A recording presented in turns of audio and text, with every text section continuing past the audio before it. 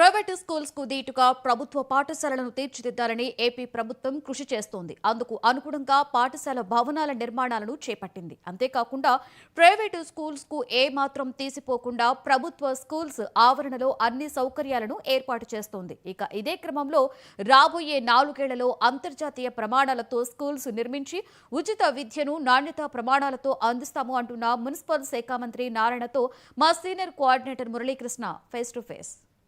ప్రభుత్వ పాఠశాలల అభివృద్ధికి ప్రత్యేక దృష్టి పెట్టినట్టు రాష్ట్ర మంత్రి నారాయణ చెప్తున్నారు. ఇప్పటికే నెల్లూరులోని విఆర్ హై స్కూల్లో ఏదైతే అడ్మిషన్లు కూడా ప్రారంభమయ్యాయి, ఈ హై స్కూల్ని ప్రతిష్టాత్మకంగా తీసుకొని ఇక్కడ భారీ ఎత్తున ఏర్పాట్లు కూడా చేశారు. దీంతోపాటు నగరంలోని అనేక పాఠశాలను కూడా అభివృద్ధి చేస్తామని చెప్పి మంత్రి నారాయణ చెప్తున్నారు. మంత్రి గారు మనతో ఉన్నారు, ఒకసారి మాట్లాడదాం. సార్ చెప్పండి, ఇవాళ ప్రభుత్వ పాఠశాలల అభివృద్ధికి ప్రత్యేక దృష్టి పెట్టారన్నారు, ఎలాంటి కార్యక్రమాలు చేస్తున్నారు? ఈరోజు విద్యాశాఖ మంత్రి యువ నాయకుడు లోకేష్ గారు ఎడ్యుకేషన్లో అనేక రిఫార్మ్స్ తీసుకొస్తున్నారు. గత ప్రభుత్వం చేసిన అవకతవకలన్నింటినీ యాక్చువల్గా కరెక్షన్ చేయడానికే దాదాపు కన్నీరు పెట్టింది. ఈ నేపథ్యంలో యాక్చువల్గా నేను నెల్లూరు సిటీ ఎమ్మెల్యేగా ఎడ్యుకేషన్ ఫీల్డ్ నుంచి వచ్చాను కాబట్టి పేద నిరుపేదలకి చేయాల్సిన బాధ్యత ఉంది. నేను చదివిన స్కూల్ ఇది. అందువల్ల ఈ స్కూల్ని యాక్చువల్గా మా పిల్లలు అటు ఎన్సీసీ గ్రూప్ ఇద్దరు కలిసి దీన్ని యాక్చువల్గా మొత్తం అంటే మూసేసిన స్కూల్ ఇది. ఒక అడవిలాగా ఉండింది లోపల. దాన్ని అంతా చక్కగా ఒక 3 నెలల్లో చేసి అడ్మిషన్లు కూడా కంప్లీట్ చేశారు. ఒక 5,000 మంది అప్లై చేశారు. వాళ్ళలో ఒక 1,050 మందికి అడ్మిషన్లు ఒకే రోజు ఇవ్వటం జరిగింది. క్లాసులు కూడా nursery, PP1, PP2, first second class start చేశారు. రేపు మిగతా క్లాస్ స్టార్ట్ చేస్తున్నారు. ఎందుకంటే ఇంకా ఒక 5% పనులు ఉన్నాయి పెండింగ్. ఒక డైనింగ్ హాల్ కావాలా, డైనింగ్ హాల్ కూడా మొదలుపెట్టారు. అది ఒక 6 months పడుతుంది. ఈ లోపల టెంపరీగా వేసి ఈ విధంగా యాక్చువల్గా ఒక మంచి ఎడ్యుకేషన్. అంతేకాకుండా నారాయణ విద్యా సంస్థల మా యొక్క పాప షర్ని, రెండవ పాప, ఆ అమ్మాయి పర్సనల్గా ఫాలోఅప్ చేస్తూ అటు ఎన్సీసీ వాడుతాను, ఇటు డిపార్ట్మెంట్ వాడుతాను. P4 ప్రోగ్రాం కింద P4 ఏదైతే ముఖ్యమంత్రి గారు P4 ప్రోగ్రాం తీసుకొచ్చారో దాని కింద యాక్చువల్గా టేకప్ చేసి చేయడం జరిగింది. సార్, నెల్లూరులో ఇతర స్కూల్స్ పైన ఎలాంటి దృష్టి పెట్టారు? ఇప్పటికీ ఆర్ఎస్ఆర్ స్కూల్ని మన ఏదైతే ఎంపీ వేమిరెడ్డి ప్రభాకర్ రెడ్డి గారితో కలిసి పరిశీలించారు, ఎలాంటి దృష్టి పెట్టారు? నెల్లూరులో చదువుకొని ఉన్నత స్థితిలో చాలామంది ఉన్నారండి.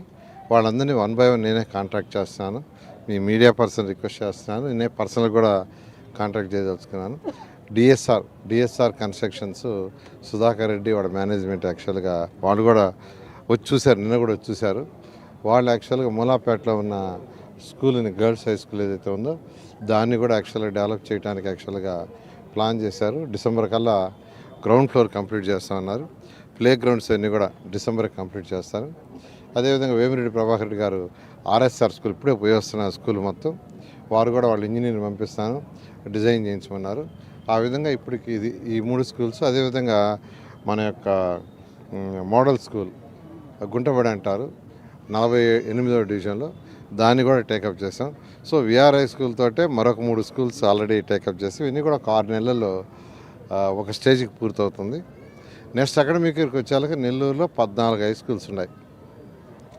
14 హై స్కూల్స్ని ఇదే విధంగా మోడర్నైజ్ చేస్తాం. ఈ 4 సంవత్సరాలు అయిపోయే లోపల నెల్లూరులో 54 స్కూల్స్ ఉన్నాయి. 54 స్కూల్స్ని మోడర్నైజ్ చేయడం జరుగుతుంది. ఎందుకంటే జనరల్గా పబ్లిక్ కోరుకునేది ఇన్ఫ్రాస్ట్రక్చర్, రోడ్లు, drains, strong water, drinking water, అవి ఎలా చేస్తున్నాం. వాటితో నెక్స్ట్ కావాల్సింది పిల్లల చదువులు, ఆ హెల్త్ సెంటర్స్, హెల్త్ ఒకటి, దాని తర్వాత కమ్యూనిటీ హాల్స్. కాబట్టి ఈ విధంగా 1 by 1 ఖజానా ఖాళీ అయినా. అంటే సార్, మీరు ఇప్పుడు అభివృద్ధి చేస్తున్నాం పాఠశాలను అన్నీ చెప్తున్నారు. గత ప్రభుత్వ హయాంలో నాడు నేడు కింద మేము భారీ ఎత్తున ప్రభుత్వ పాఠశాలను అభివృద్ధి చేశాము, ఇప్పుడు కొత్తగా చేసేది ఏం లేదని చెప్పి వైసీపీ చెప్తుంది. ఏం చెప్తారు సార్? ఏం చేశారండి? ఈ స్కూలు 120 సంవత్సరాల చరిత్ర కలిగింది. ఎంతోమంది చదివి ఎంతో దేశ విదేశాల్లో ఉన్నారు. దాన్ని మూసేశారు. ఇక్కడ 11th and 12th ఒక 300 మందికి హాస్టల్ ఏర్పాటు చేస్తే 14-19లో హాస్టల్ మూసేశారు. ఇప్పుడు ఆర్ఎస్ఆర్ స్కూల్ పోతే అది ఇన్కంప్లీట్గా ఉంది. గుంటబడి అంటారు మోడల్ స్కూల్, ఆడేపోతే అట్నే ఉంది. తర్వాత గర్ల్స్ స్కూల్ పోతే ఇప్పుడు అది పడిపోద్ది, ఎవరిని ఇతను పడుతుంది. ఇది వాడు చేసిన డెవలప్మెంట్ అంటే వచ్చి చూడమనండి. ఇదే విధంగా దీనికంటే తక్కువ స్టాండర్డ్ కాకుండా మిగతా స్కూల్స్ అన్నీ నెల్లూరు ప్రజలకు చెప్తున్నాను. నేను మాట తప్పేవాడిని కాదు. విద్యా సంస్థలు మా పిల్లలకు ఉన్నాయి. వాళ్ళ వ్యాపారం అవి అంతా కూడా యాక్చువల్ కోచింగ్ సెంటర్లే. అయినప్పటికీ నెల్లూరులో పుట్టి పెరిగినందుకు, ఒక ఉన్నత స్థితి పొందినందుకు ఒక బాధ్యతగా ఈరోజు ఇచ్చేస్తాం.